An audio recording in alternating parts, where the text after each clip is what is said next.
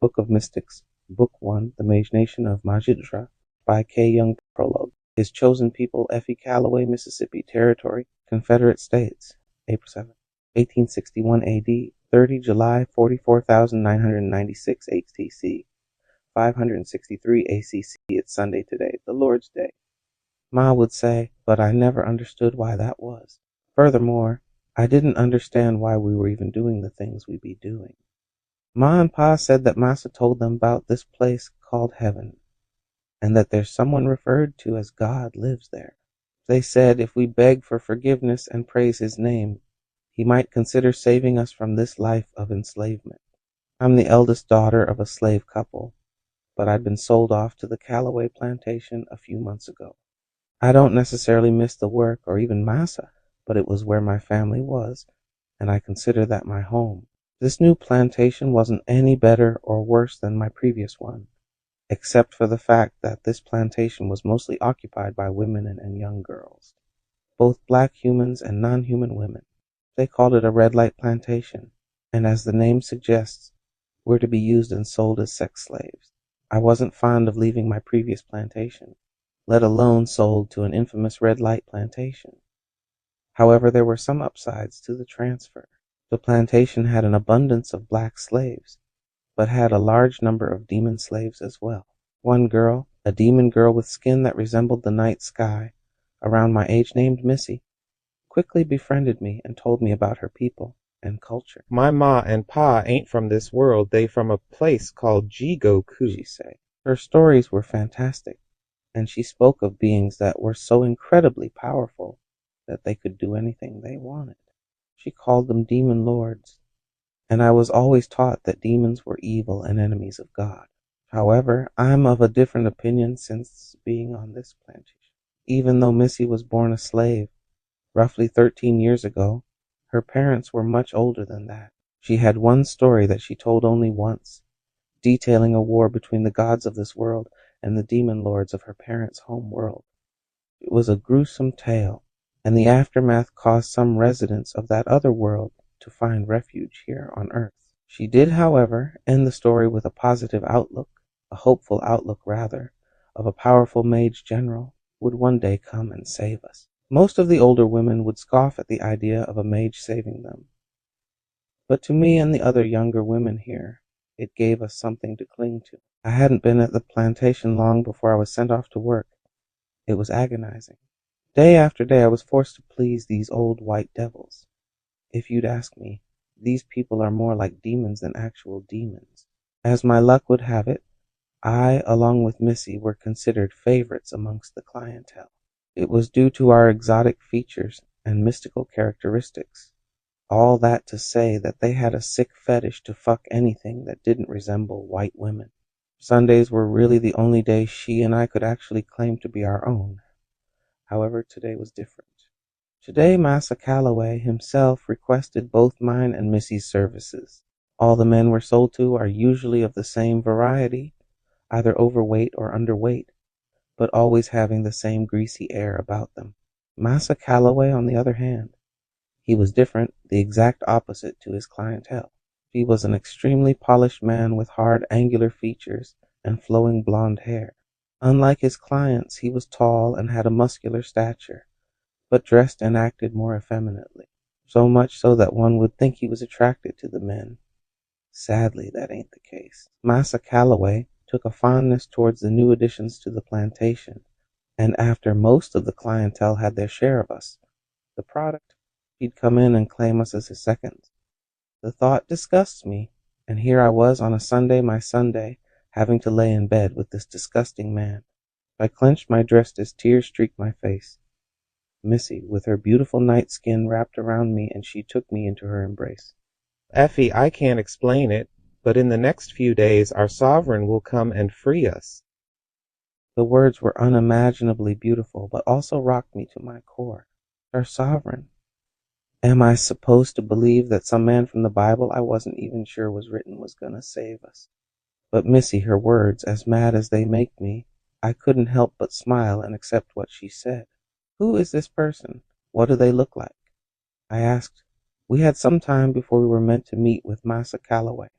There was one general that had rainbow silver hair, brilliant golden eyes, and ebony red skin, but I don't know his name, Missy said with a hopeful smile. In that moment I had no choice but to trust her. It was, again, unbelievable. There were stories and tales amongst us slaves that most of us were familiar with. One story was of a man with rainbow silver hair that had the ability to control sand. No one knew his name, at least no human knew his name. We only knew him as Sand Master, and this mage general that Missy was talking about coincidentally shared traits with the Sand Master. Bang, bang, there was a knock at the door. You exotic Jezebels better be ready in there. Best not keep Lord Calloway waiting. One of Massa Calloway's guards shouted outside the room. Missy and I hugged each other, and she placed her forehead against mine. We ain't gonna struggle no more, you hear me? I might be young, but I'm a night-skinned demon, an ancient race, and there's some things that my kind just know. We gonna be all right. He'll save us. After Missy and I finished getting ready, the guard escorted us to Massa Calloway's home. It was an eyesore of a mansion, ordained with Roman-styled columns and French-styled trimming. The paint job of the house was an abysmal shade of faded green that he called mint, and everything was accented with gold. The only thing that stood out from the unsightly home was the lit red lead lantern that hung outside the front door, which indicated that the plantation was open for business. Massa Calloway stood on the porch wearing a flowing white blouse tucked into a pair of brown trousers. His hair rested upon his shoulders, and his sharp features made him look more like a hungry tiger than a man. He watched us with a glass of wine in his hand as we made our way to the mansion. Effie, Missy, you two look splendid. He slurred. You two especially are very popular amongst all my clients, and I just had to see what all the fuss was about. The words were meant to be something of a compliment, but I felt more dirty than pretty. We shan't disappoint, Missy answered politely. She had a glimmer in her eyes that suggested that she might have had a plan, one that she was sure would work. Massa Calloway grabbed Missy by the arm and threw her aggressively on the bed, right before he honed onto me. She had a sickening look of vile pleasure as his pores reeked of booze and sweat. He leaned in close, pressing his drunken lips against mine. It was disgusting. He was disgusting. And to make it worse, he was making me feel disgusting. I don't know how much of this I can handle, I thought. He kept pressing his lips against my face. It had gotten to the point where I couldn't breathe. Instinctively, I pushed him away. But that proved to be the wrong move. The horrendous look of pleasure that just moments prior was painted across the drunken man's face, twisted into one with unfathomable rage. There was a moment of intense silence, and before I knew it, I was looking downwards to my left. I heard a piercing ringing in my ear, and my right cheek flared in pain. He just slapped me, I thought as I whipped my head to face the drunk pervert. I had an intense feeling of anger and fear building within, so much so that tears began to seep down my face. The hatred that he wore was instantly wiped away once he saw my face. He erupted into a hysterical laugh. Oh, did that upset you? Did I hurt your feelings? He mocked with a snide tone. Not like anyone cares about you. You're mine. Yeah, here I own you, and I can do as I please with you. You best not ever forget that, understand? I remained silent, and as a response he struck my face again, this time with more force, yet still I kept quiet. I'm not sure why, but I knew that whatever I say, Massa Calloway would use it against me. This only angered him more, though, but something happened. As he was repeatedly beating my face, he turned to look at Missy's horrific expression, and a sweaty, malicious, and downright disgusting grin crept across his face. Oh, I know what will make you talk, He said, directed at me, but looking at Missy. You two are best friends, right? Let me just go ahead and say the longer you stay quiet, the more heinous my actions will be towards your little friend. Was he really stooping that low solely to get me to react to him? The thought of him harming my dearest friend, though, the one person in this nightmare that treated me like a regular human, despite not being human herself. Miss Missy was the most important person I'd met, and he wished to do unspeakable things to her the longer I refused to speak. I wasn't sure exactly what happened next, but whatever it was, it happened all so fast. I do, however, recall having a glimpse at what happened before I fainted. I remember Missy's face as Massa Calloway walked closer to her. The expression of horror and distress she once wore slowly morphed into a devious smile, almost as if she were a predator that laid bait out for its prey, and that prey was now about to take it. The star-like pattern on her ethereal body began to shimmer and dance, and her large moon-like eyes glowed with intensity. Massa Calloway didn't even acknowledge the shift in her expression. He was still focused on committing his deviant behavior. That was until the moment right before he stepped directly in front of her. Missy snickered and placed her right hand gently above her lips before saying, "All according to your plan, young master." Young master, that's a new one. Massa Calloway retorted. But I'll play along. The room grew eerily silent, and the color that once filled the bedroom of devilish acts all faded away. I didn't know how to describe it. The room felt lifeless, like time was frozen in place. Well, almost. As I was drifting in and out of consciousness, I remembered seeing someone walk into the room. I couldn't quite make out his face, but the one thing I did remember was his hair. It was locked up about shoulder length, but it was the color. His hair color was kind of silvery, but it was tinted with 4 distinct colors, purple roots, followed by an ombre of gold and blue, and his tips were red. He's real. That was my last thought before I passed out. The Sandmaster, the mage with the rainbow silver hair from Missy's story, is real, and he was here to save us. Missy Calloway, just as you planned, young master. Ever since he was a little boy, the young master has always found ways to excite me and my sisters. I looked at him, and I still somewhat do as a little brother, but now I can't help but reminisce on those days. He's grown into such a phenomenal mage, one I'm sure his mother and father would be proud of. The room grew still, minus myself, my dearest friend, and the disgusting excuse of a man in front of me. What's happening? What are you doing? Is the dampener on? What did you do? Calloway clambered. The door crept open. An ambient manna spewed in, almost like the floodgates were just opened. Calloway, still panicking, rushed to try to close the door, but the pig's efforts were futile as he heard footsteps closing in. The pace of the steps continued, and they sounded calculated. This further panicked Calloway as he continued to try to close the door. To the average human, they wouldn't exactly know what's happening, but there's a particular flavor of human that aren't compatible with mana. And when in the presence of, let's say, a mage with equivalent power to that of a demon lord, the effects can be irreversible. Step, step, they continued, and the pig continued to squeal like swine he is. That was until the young master stood in the doorway. "Welcome, young master. Your first step in your plot to dismantle the red light plantation industry has been a success." I stood and curtsied. Oh, Nechan, I told you already. Call me by my name, Merlin. Once we make it back to Hethray and I get acknowledged, then you can call me whatever you want, he said with somewhat of an annoyed expression on his face. Besides, Jade, why are you still in that form? I nodded my head and closed my eyes as I took a deep breath in. Form release. In that moment, my appearance shifted from that of a young night-skinned demon girl to my actual form. My body grew, and the clothes I was wearing shifted into my maid's uniform. I nearly forgotten how it feels to be me, I boasted. Well, who are you? Calloway stammered. I turned to face him in disgust. If you must know, my name is Jade Lefleur's Preshuis, head maid in service to the Imperial Wilt family. Calloway was frozen in fear, but for some reason looked deep within to find the audacity to confront the young master. You there, nigger boy? State yourself. Big mistake. The young master was already annoyed.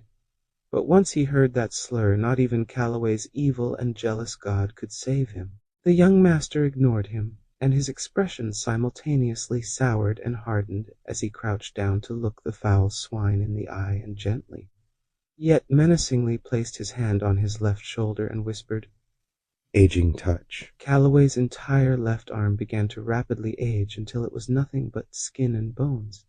Literally, there were no muscles present in his left arm. Calloway howled a gut-wrenching scream as he tried to grab his arm, but the young master slapped his hand away with an indifferent expression on his face. You see, I was born with the peculiar ability to control the flow of time to an extent. And what I did just now is I isolated your left arm and rapidly aged it to the point where your muscles began eating themselves. The young master began to explain. But Merlin, how is there only skin and bones left? That's the tricky part. You see, there's a brief, and I mean extremely brief window in time in which there's only skin and bones left. I have to freeze the isolated area to prevent further deterioration. The young master always gets like this when he's facing his opponents. He said that explaining your abilities to your opponent can help increase the effectiveness of it. I don't know how the science works, but every time he does this, all his spells get amplified. He placed his hand over Calloway's right eye. Here I'll demonstrate again, but this time slower so you can catch it.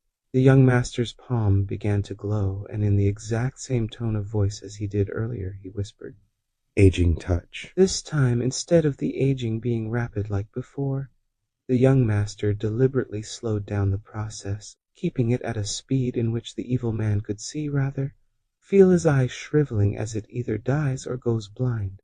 You feel that? The young master asked, condescendingly, I might add. That pain you feel, the sharp digging feeling in your eye?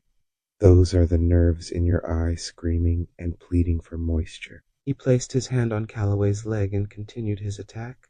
Wait, I've got an idea, Nichan. Have you ever seen a man in his mid to late 30s have the insides of a senior citizen?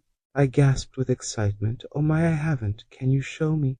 The young master smiled, and keeping that smile, he turned to Calloway.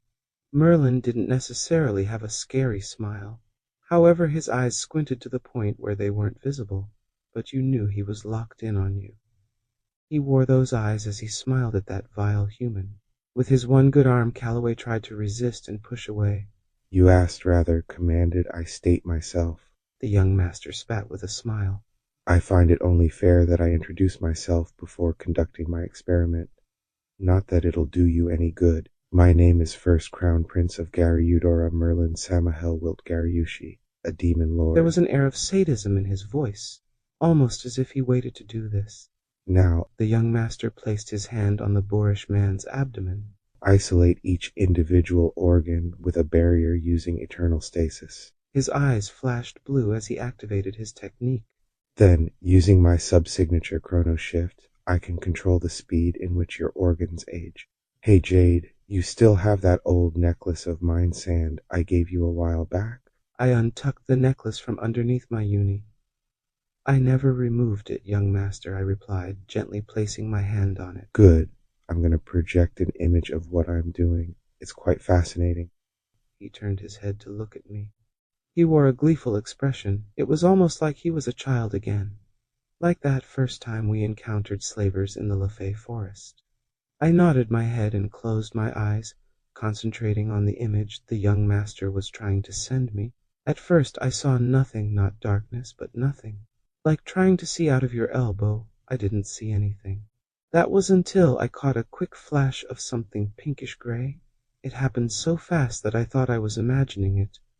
But it happened again and again, and again it kept happening. But in longer intervals. Sometimes it was the same image. Other times it was something different. Oh, I think I see it, I exclaimed with excitement. This is what a functioning human's insides look like.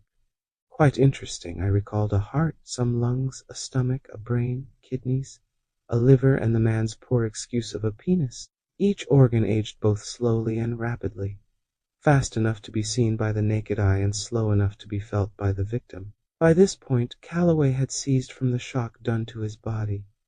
You're not going anywhere, chimed the young master. You and all your little slaver buddies won't get the sweet salvation of death. Oh no, I've got a better fate in store for you lot. A devilish smile spread across the young master's face. He placed his thumb on top of Calloway's forehead and pressed down, and almost instantly the slaver reacted. He was dazed and confused, gasping for air.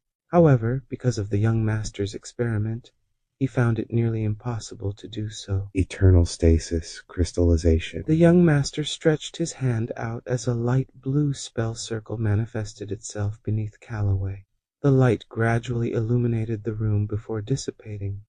leaving a transparent crystal with Calloway's pathetic lump of a body encapsulated in the center. That's crystallized carbon, and the way I manipulated it, it'll last almost forever, He said again with a smile.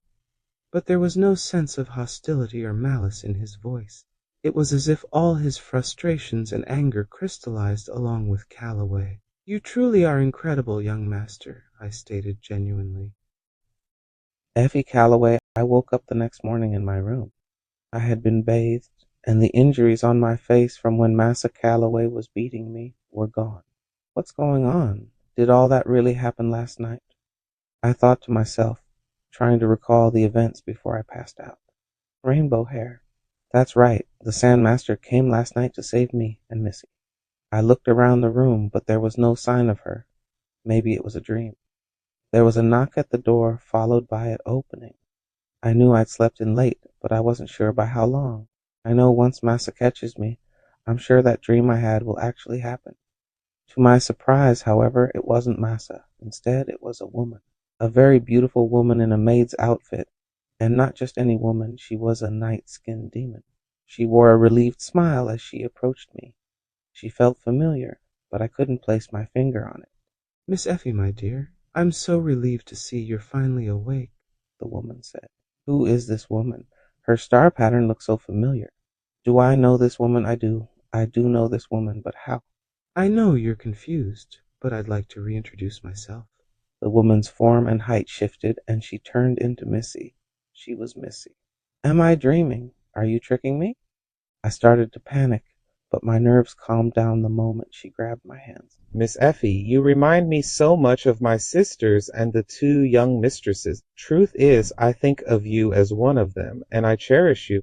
Her form shifted back into that of the maid. My name is Jade Lesfleurs Precieuses, and I'm a subordinate of the mage in my tale, the one that saved you last night. I couldn't control my next words.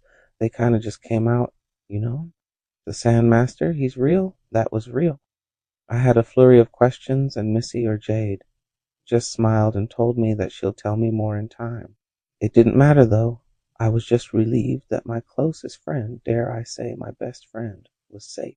Jade explained that her master, Crown Prince Merlin, was appalled by how I was treated before he came in. He healed your wounds by reversing them too before they appeared. He really did that for me?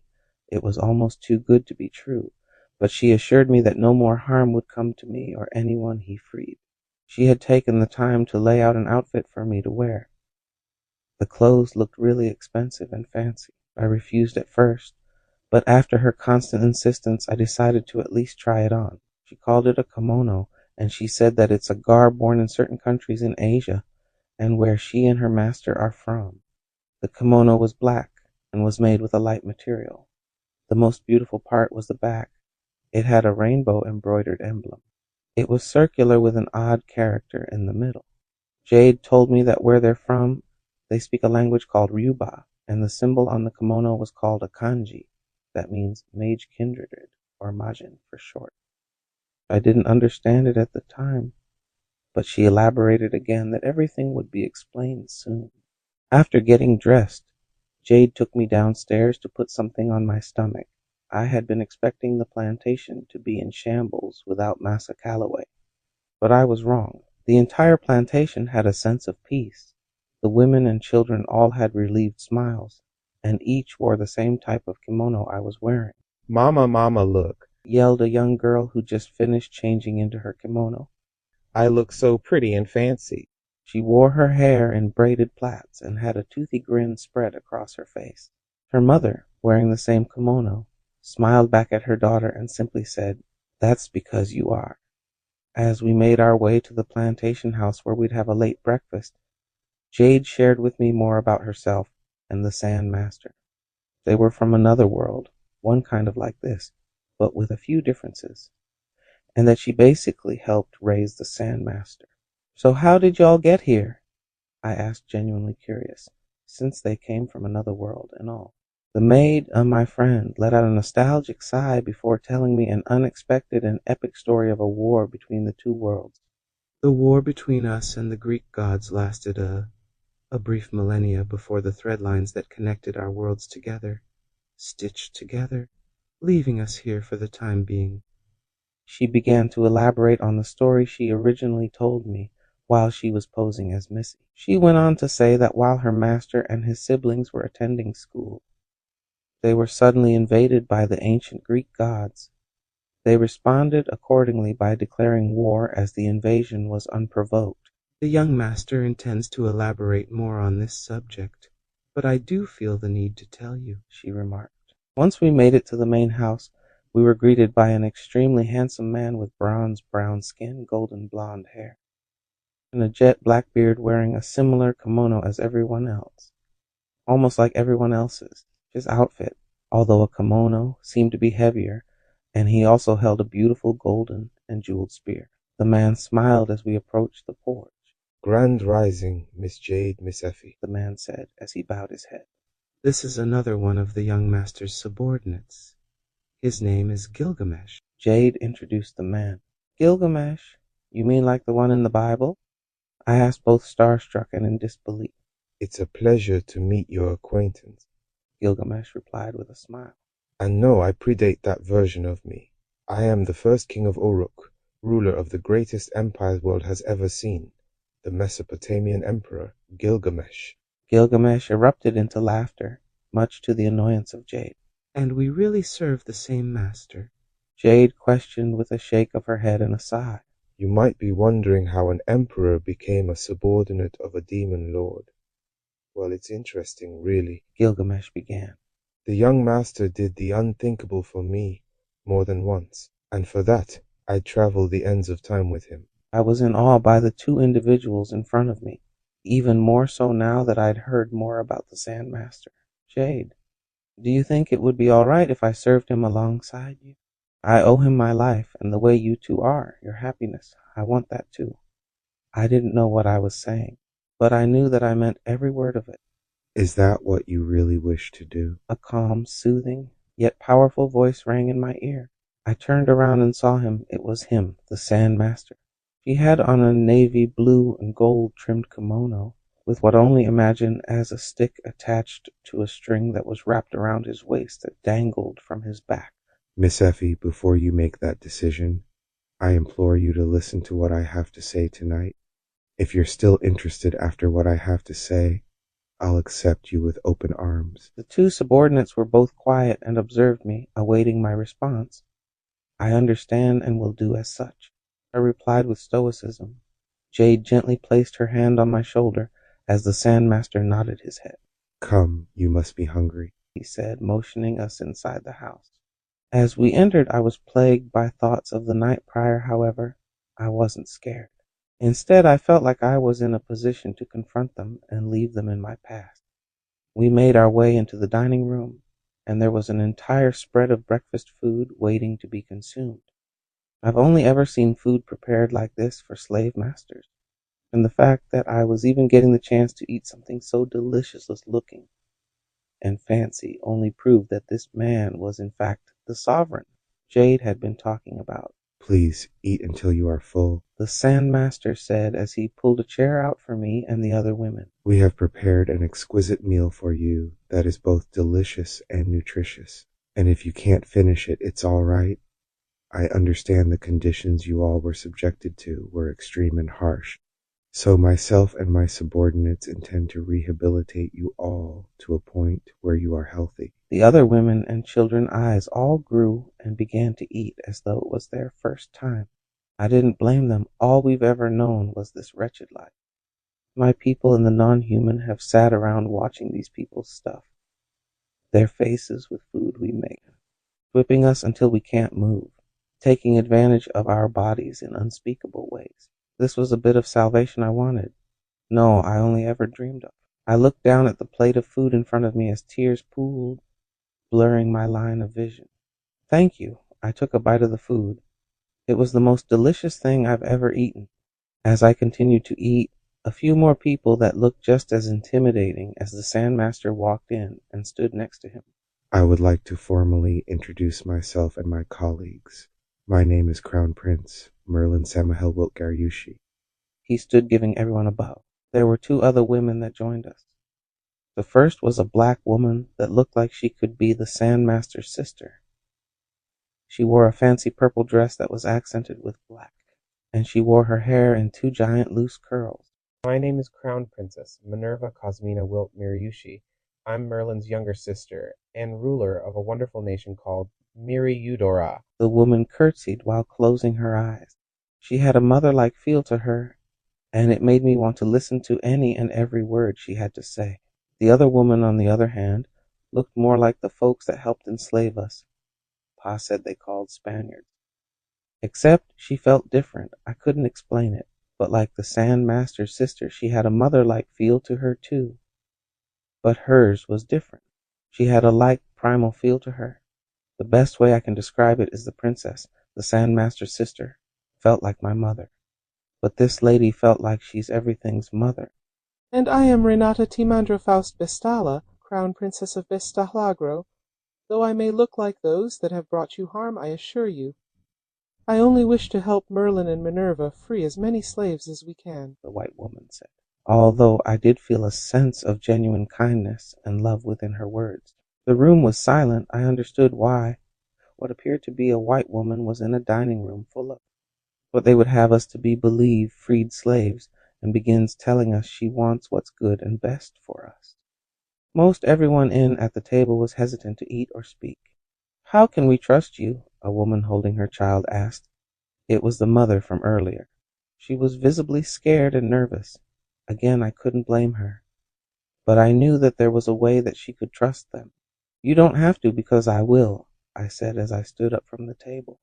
I was only 13 years old, but having a reputation as one of the Masa's most prized products, I had a bit of an influence among some of the younger women. I'm not entirely sure the details, but last night I was at my lowest. Massa Calloway, invited me and Missy to his chambers to have his way with us. I began to tell the story of what I could remember the night prior. Calloway kept beating my face until I was a bloody pulp. That was until the colors in the room got all jumbled up. I described to the best of my ability to get a grasp of what I was trying to say. And then after that I saw him and his rainbow hair, and I remembered the story that my ma used to tell me, that her ma used to tell her, and so on, about the Sand Master. And I remembered the story Miss Jade told me before we met with Calloway. I took a deep breath and faced the three.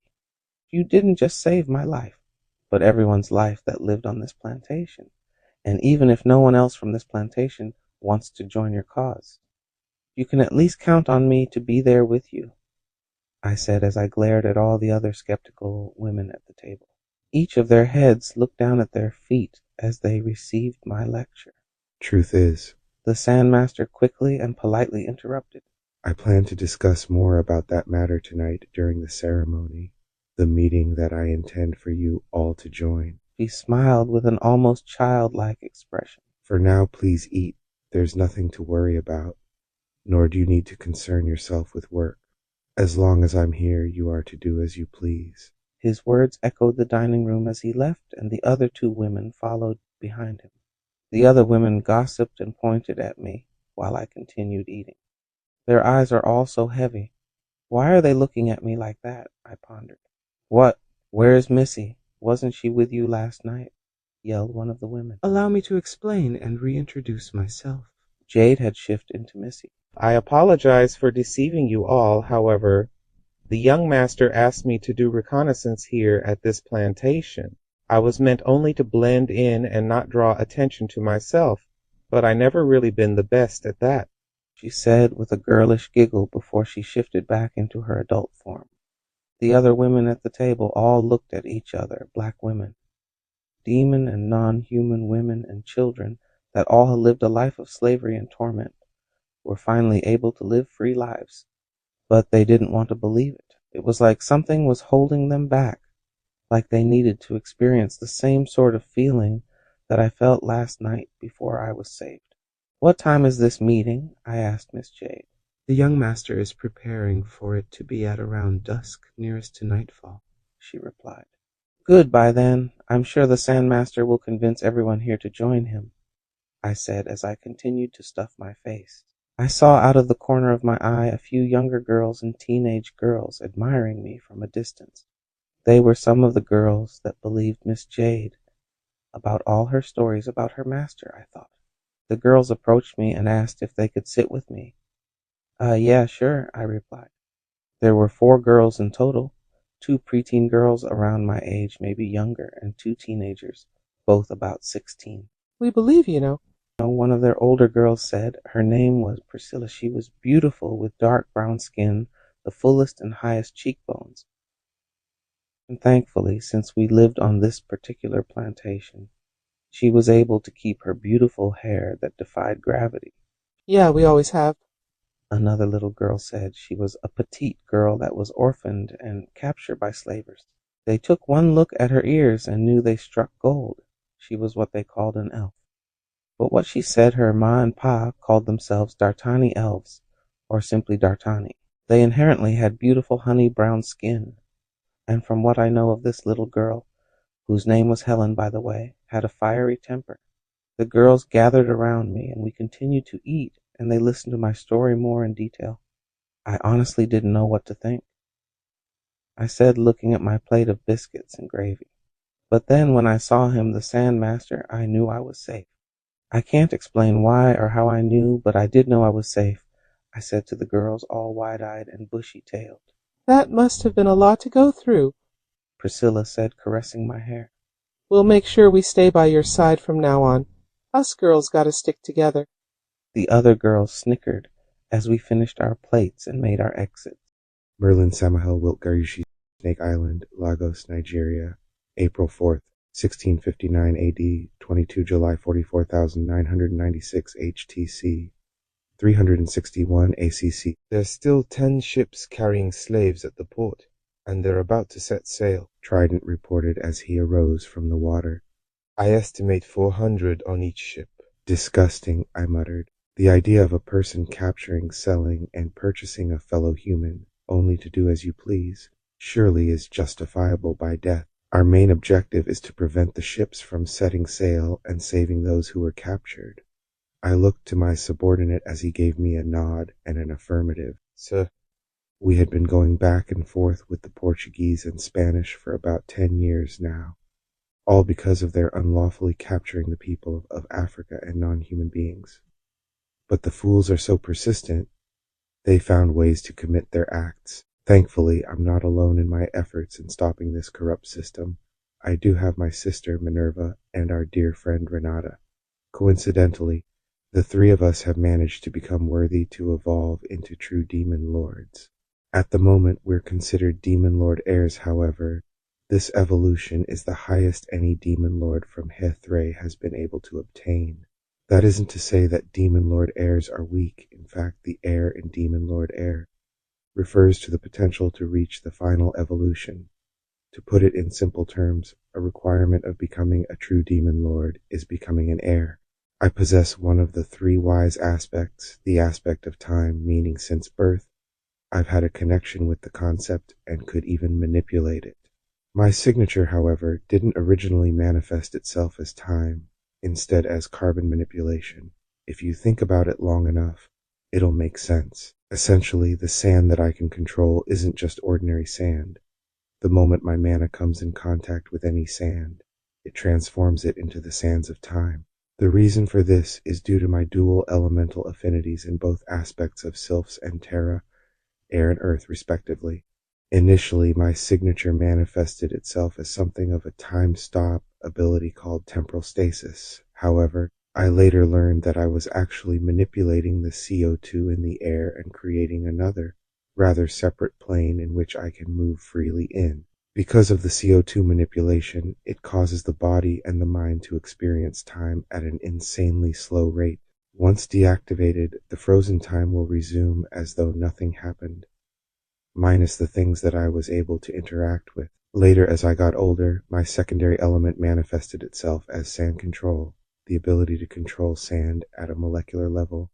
I mostly used my sand signature as my main element due to its versatility. After our retaliation against the Mycenaean gods was won, I underwent my initial evolution into a demon lord heir, and after that I had the opportunity to evolve my signature along with me. At this point, I'd already evolved it into something extraordinary in my mind sand, however. I was able to fuse both my Sylphs and Terra aspects together to create something even more unique and powerful, archival playlist. The signature belongs to the aspect of time, and at its core, it allows me to manipulate time as if it were a music streaming platform. However, it has way more functions than that. For starters, the signature works in tandem with my bard skill, and with it, I can add music in the middle of a battle that'll give my allies a boost in power. Additionally, while I'm using the signature, I have access to a separate plane of existence, in which I have complete control over. Lastly, after my evolution into an heir, I gained access to my most useful tool, El-Jin, Lesser God Interface Network. However, I've grown to learn that my particular patch of the interface was rather interesting. For some reason, a soul found a way to merge with the network, thus creating something new. This version of the network acts completely independently and basically acts as a personal assistant. I gave it the name Matcha. Master, Alerted Matchia. She had the voice of a young girl, around the age of 17 or 18. I feel it pertinent that you are aware of this. She sounded worried about something. What's on your mind, Matchia? I asked. It wasn't like her to add concern to her voice, however. When she does, it's usually because she's preparing for something. An El-Jin window suddenly appeared in my field of vision, and it showed not only mine and my subordinates' cash levels, but also an estimation of Minerva's and Renata's levels, and they were dangerously low. As Demon Lord heirs, our cache's ability to hold mana grows exponentially near infinite levels. However, it would seem that we overextended our limits, and now we have about 1/3 of our cache reserves left per heir. Master, you must utilize your mana more strategically. Matchia lectured. You can afford to use at least 7 more grand scale spells, however. After that you would need to recharge your cache, and the approximate amount of time it would take for a full cache would be... There was a pause as she calculated the length of time. approximately 7 days and 3 hours. I don't see the problem, I interrupted. Was that the only thing you... If you'd let me finish, Merlin. Her tone was laced with mana, enough so to put me right in my place. Yes, ma'am, I replied with my head in shame. Now it will be 7 days and 3 hours if your time perception is set for Hethre's dilation, she remarked. Suddenly another window appeared and revealed the amount of time it would take with our perception set to Earth's dilation. It would take 200 years for you to regain your strength and mana levels back to your original base state. 7 grand scale spells left. I have to use them tactically if I want the outcome I desire, I thought. Although there was no real need to think since Matchia has the ability to read my mind. Matchia, what is your estimate on the ship's time of departure? I inquired. There was another loading window that appeared, and almost immediately it finished and showed a countdown timer of the ship's departure times. Approximately 5 hours from now. Her tone dropped and more accurately reflected the seriousness of the situation. I would suggest sacrificing 8 of the ships due to the amount of captives on board and each of your limited cache levels. I could tell she didn't want to come to the conclusion, but I knew exactly where she was coming from. However, it didn't keep me from lashing out. Absurd! You wish to let 8 ships filled with roughly 400 captives traverse the Atlantic Ocean, where 2/3 of them will surely meet their demise. I scolded, however, it wasn't like I had a point to make. I understood her reasoning and logic behind the decision. Everything was calculated down to the approximate likely outcome, including our own survival. Is your tantrum done, Master? Matchia asked. By the sound of her voice, I could tell she wanted to move forward with her next suggestion. If so, I do have a plan for you and the other heirs upon regaining your cache levels. Her words piqued my interest. What kind of plan did you have in mind, Matchia? I already knew what she was thinking. However, playing this game of back and forth with our thoughts proved to be our best form of communication. You wouldn't happen to be thinking about freeing those descendants of the captured, are you? If that were the case, that would require us heirs to form a new nation, in which the people will be free to live comfortably. There was another El-Jin window that appeared before me. It was an altar quest with a difficulty level set to world changing.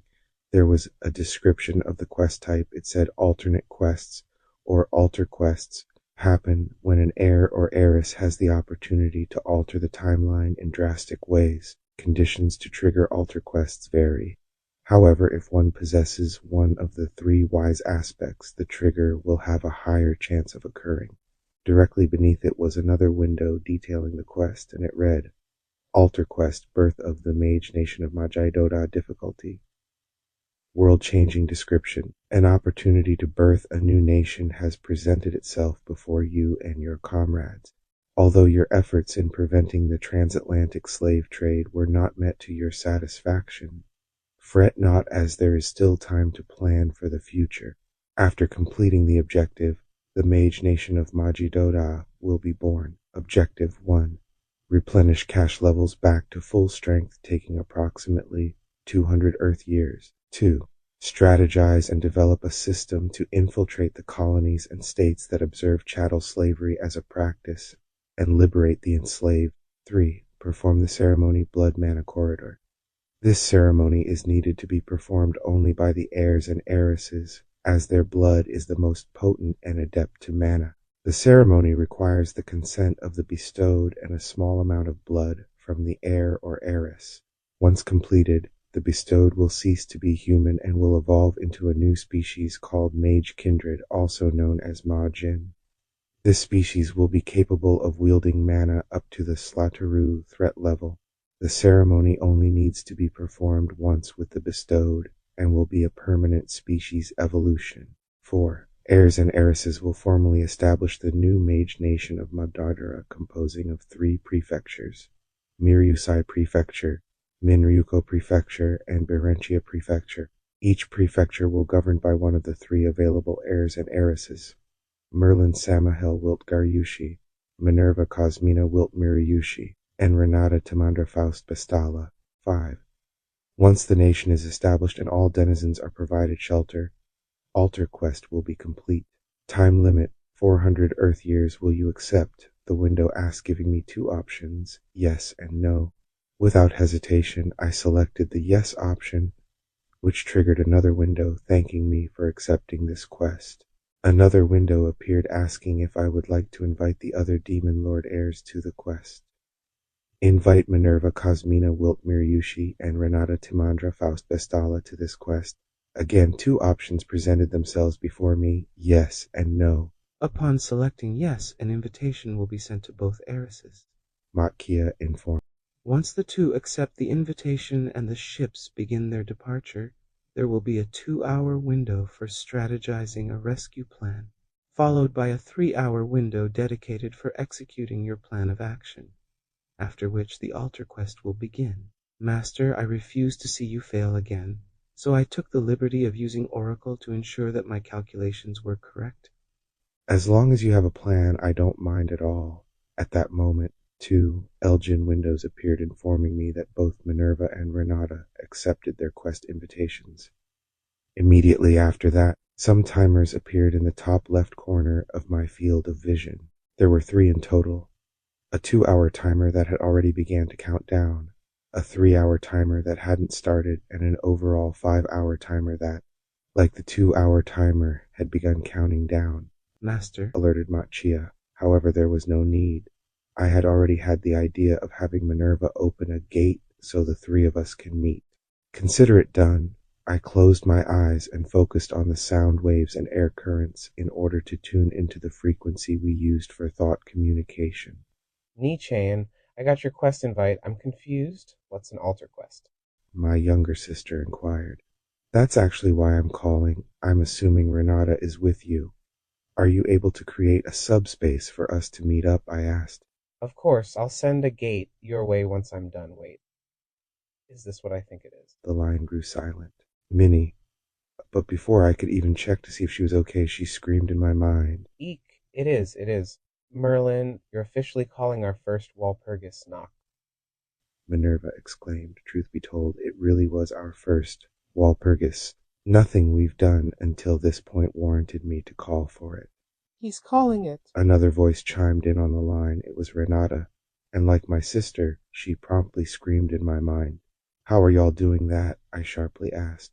Anyways, yes, this will henceforth be considered our first semi-official Walpurgis knock. Considering that there's only 3 of us at the moment, I informed. Bring 2 subordinates each, and we'll meet in the subspace Minerva will create. Well, Chain, unbeknownst to you, I already have something that'll serve as a beta chamber hall. Minerva replied. The girls and I have weekly tea parties to maintain us a sense of normality. Wait, you do? I asked. And the girls, who and how many? The question was meant to gauge the capacity of the subspace, and whether it can hold and accommodate beings with near unfathomable levels of mana. Well, there's me and Nerva. Renata began. Then Miss Io and Akinyemi, Stellafonia Olufemi, Boudica and Jade, to name a few. What? Jade knew about this before I did, I cried. Why wasn't I allowed to come? You're always having fun without me, I whined. Because your reactions are hilarious. Minerva laughed. Besides, I wanted to surprise you with it when the time came, and would you look at that, Chain is shook. I had to be honest, I was more than grateful for my younger sister. She waited in anticipation for me to call our first Walpurgis Nacht, just as she could surprise me. Words cannot describe how happy I am to call her my sister. At that moment, a giant sliding paper door made with dark, almost pitch black oak and lavender panels appeared. It had a painting of an orchid's petals blowing in the wind underneath a glowing blue moon. Clap. Suddenly the door opened and revealed a purple vortex. It was the gate that led to the chamber hall. I'll send gates to your subordinates as well, once you've made it across, Minerva informed. Perfect, send one to Gil, Nobunaga, and Jade. She'll be our Shin'er. I instructed as I simultaneously sent my sister the locations of my 3 subordinates. I also sent my other subordinates, Trident, Arthur, and Solomon, instructions to monitor the ships while we held our council meeting. Shortly after, I stepped through the portal. It was an odd feeling, like walking through the dense humid air and a thick viscous wall of slime. However, thanks to my epitaphs of Demon Lord, Heir of Time, and First Crown Prince, I was basically unaffected by it and easily walked through to the other side, where I was met by my sister Minerva and our childhood friend Renata, both accompanied by 2 subordinates. Behind Minerva's right side stood my sister's bodyguard, Lady Minami Ayosaki, and on her left stood her husband and my brother-in-law, Miryushi Ogunosuke. Perpendicular from Minerva sat Renata, accompanied by her 2 subordinates. On the left stood her cousin and another one of our old friends, Princess Griffonia Stellafonia. She was of average height with curly and feathery hair, and what made her stand out from most other beastmen was her heritage. The royal family of Fangalore, the Griffonio family, are all known throughout their land as griffins, a mythical subspecies, and Stellafonia was pretty rare even among her family. She had pure white hair and wings, amber-colored eyes, and a face smothered in freckles, and although she looked pure and innocent, her temperament was the exact opposite. Standing directly behind Renata stood a beastman that looked like a tiger. His name was Tigris Gonzalo. He had a hulking stature that was almost intimidating. The man wore oval glasses, and his hair was pulled back into a ponytail, and he dressed as though he were a noble. However, his appearance aside, upon my entrance, I immediately noticed that he was inching his way to Stellafonia, all while blushing. Master, alerted Matkia. She curated an Elgin live chat window informing me of her theories regarding the obvious 2 lovebirds before us. She believed that the 2 are having a secret relationship due to Stellafonia's status as a princess and Gonzalo's as the son of a noble. I'm gonna have to look at this later, I thought, and minimized the window before taking my seat. Clap. 2 more gates opened. The first to step through was Gil. He wore gold and mithril-plated armor and held his diamond sword spear, Aya, in his right hand and an adamantine shield in his left. Second was Nobunaga. He wore a navy kimono and had his hair pulled back in a messy bun. On his hip, he carried 4 katanas, and on the other side was a bottle of sake. Yasuke never had a problem with drinking. He carries the bottle with him for us to use after we obtain victory. My 2 loyal subordinates stood behind me as we waited for Jade to arrive. Clap. The last gate opened, and Jade, my father's first subordinate and my mother's cousin, made her entrance. Instead of wearing her usual maid's uniform, she wore a beautiful pink and blue kimono that was embroidered with a purple crescent moon and silver speckles that resembled stars. She walked in with such grace and took her place directly behind me and clapped her hands twice. "Thank you all for indulging in my master's request," Jade began. "It is with great pleasure to initiate this generation's first Walpurgis knock." Semi-Walpurgis knock, I corrected. There's only 3 of us at the moment, and I need all of the heirs to call a real Walpurgis. "Fine." Jade scoffed.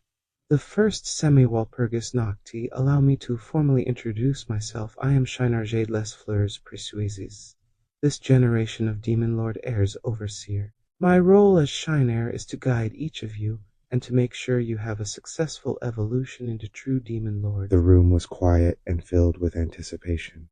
Now, Jade clapped again. I shall begin with the introductions of our Demon Lord heir and heiresses. From the beast continent of Bestiria and the snowy kingdom of Bestalagro, the Demon Lord heiress of life, Crown Princess Renata Timandra Faust Bestala. From the southern mountains of Miriudora, the southern dragon empire, the Demon Lord heiress of space, First Crown Princess Minerva Cosmina Wilt Miriushi. Lastly, from the western crags of Gariudora, the western dragon empire, the Demon Lord heir of time, First Crown Prince Merlin Samahel Wilt Gariushi. This concludes the introductions. I clapped my hands after Jade finished to start the meeting. Now let's discuss what this altar quest is and how we're going to save those that were captured.